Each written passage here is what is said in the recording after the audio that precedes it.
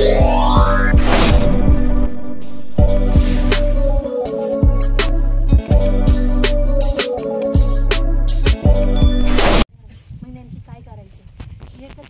मी वाहक पाहते, रोज वाहक पाहते.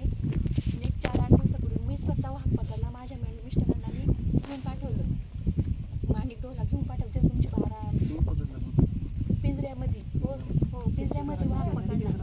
घराच्या शेजारी पिंजरा लावला. रोज माझे पक्ष मी त्याच्यात घेत होते.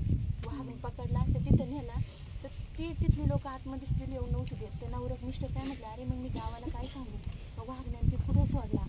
तर तिथले काय म्हटले, मग त्याने थोडं हे केलं की नाही माझं कमीत कमी तिथं फोटो तरी घ्या. आणि मग तिथं त्याने घेतला फोटो. मग बाहेर होत्या काकाला विचारलं, रोज आता किती बिबटे येतात. ते म्हणजे रोजचे 5-10 नाही सॉरी 4-5 बिबटे तिथे येते. मग सर आज शिवान्याच्या घटनाला 20 दिवस झाले. रोज जर तिथे 5-5 बिबटे येते तर त्याची सर संख्या किती घराला रोज. पण आज तिथे बिबटे नाही आहेत. स्वतः आम्ही डोळ्याने बघितलं. तिथं फक्त वयोवृद्ध सर बिबटे. तिथला उचलला सर तिथं सोडताय, तिथला उचलताय तिथं सोडताय, तिथे फक्त वयस्कर सर. आणि आम्ही एक अशी महिला आहे, अशी महिला आहे आम्ही फक्त आमच्या लेकरांच्या आयुष्यासाठी जगतोय.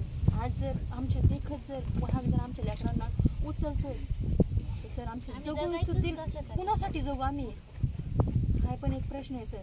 आमच्या डोळ्यासमोर जर आमचं लेकरू उचलतंय, आम्ही ओढितोय सर त्याला, तर सर ते आमच्यावर उठतंय.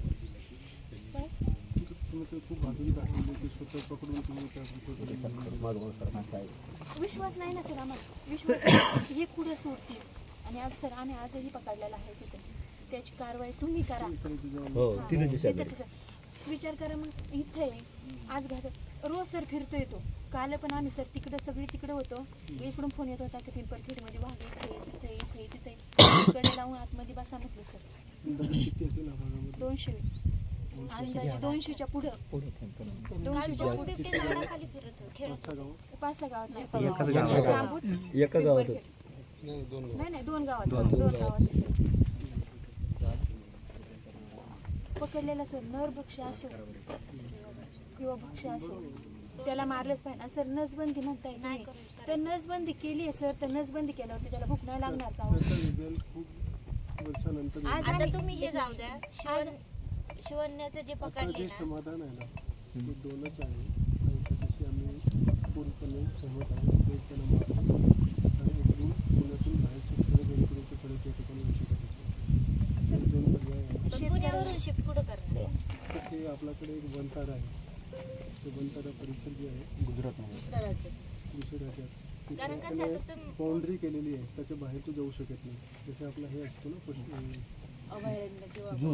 जू असतो ना, ज्याच्यामध्ये बाहेर जाऊ शकत नाही. त्या ठिकाणी आपण जवळपास 1500 येण्याच्या आधी या ठिकाणी कोणती बैठक झाली.